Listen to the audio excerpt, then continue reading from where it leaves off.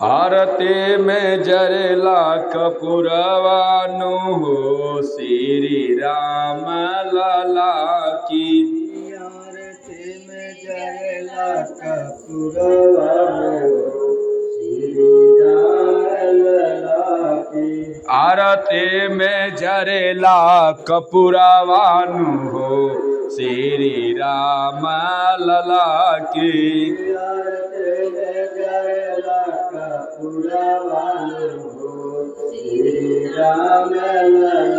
ताली बजा के राम लाला की श्री राम लाला की।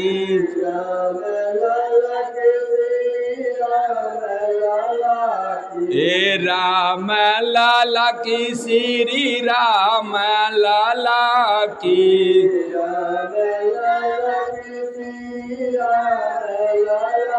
आरती में जरेला कपूरवानु हो श्री राम लला के।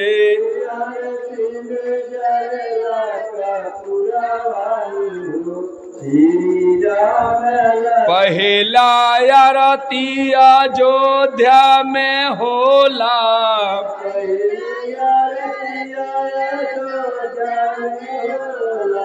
पहला आरती अयोध्या में होला।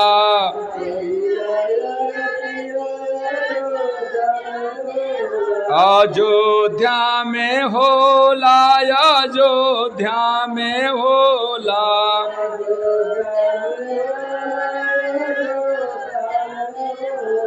राजा दशरथ के दुअरवानु हो श्री राम लला के।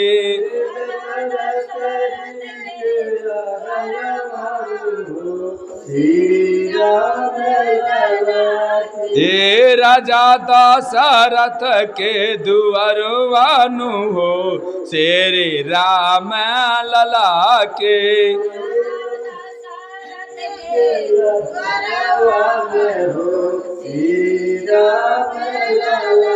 दूसरी आरती गोकुलपुर में होला।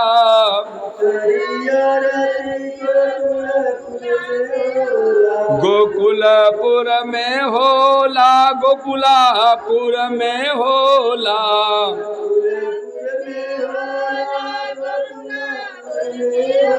बाबा नंद बाबा के दुअरवानु हो श्री राम लला के।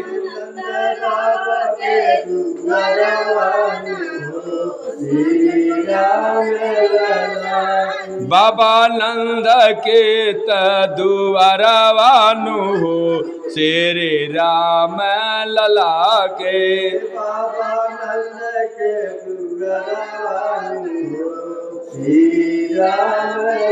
तीसरी आरती जनकपुर में होला।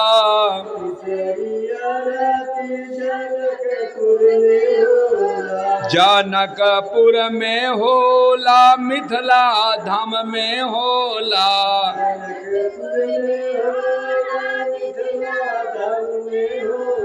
बाबा जनक के दुअरवानु हो श्री राम लला के।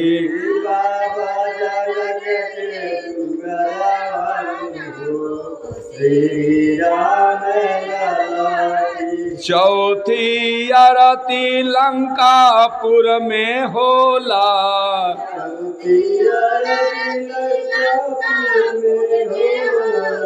लंकापुर में होला लंकापुर में होला।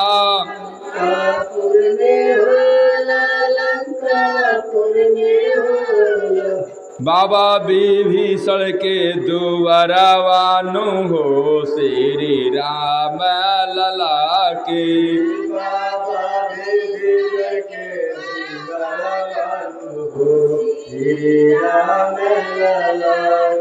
पांचवी आरती पंपापुर में होला।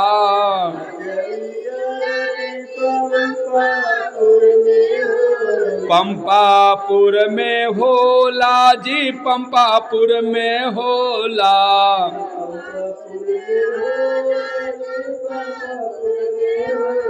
माता जानकी माता जानकी दुअरवानु हो, माता अंजन के दुअरवानु हो, श्री राम लला के।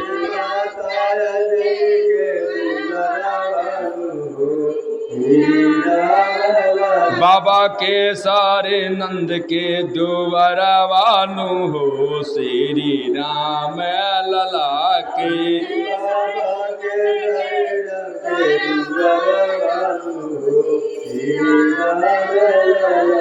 छठवीं आरती गौरी शंकर मंदिर में होला।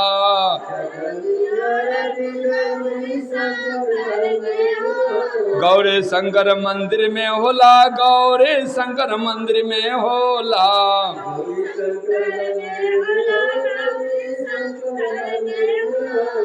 बाबा शिव के दुअरवानु हो, श्री राम लला के।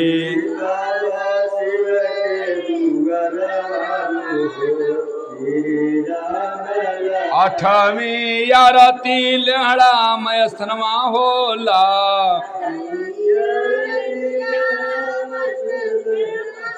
लेहड़ा मय स्थनमा होला, दुर्गा स्थनमा होला।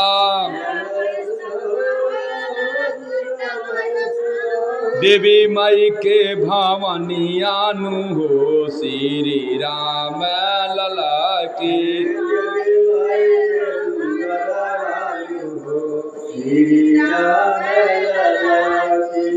दस नवमी आरती थामे नगरी में होला। थावे नगरी में होला जी, थावे नगरी में होला। माता सीधी धात्री के दुअरवानु हो, श्री राम लला के।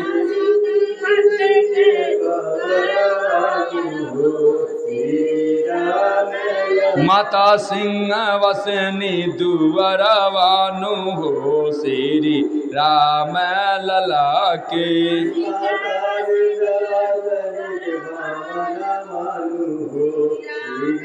दसवीं आरती बनकसिया में होला।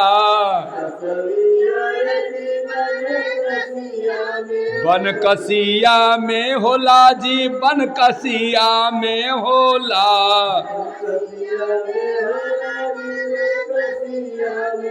माई कालिका के दुअरवानु हो, माई दुर्गा के दुअरवानु हो, माई शीतला के दुअरवानु हो, माई बाबा ब्रह्म के दुअरवानु हो, बाबा डिहराज दुअरवानु हो, श्री राम लला के। राम लला के, श्री राम लला की।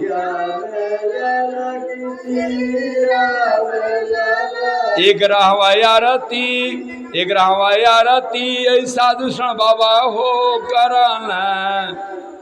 11वां आरती साधु शरण बाबा घर होला। साधु शरण बाबा के घर होला हो, साधु शरण बाबा करल। बनकसिया के गम के निवसिया नु हो, श्री राम लला की।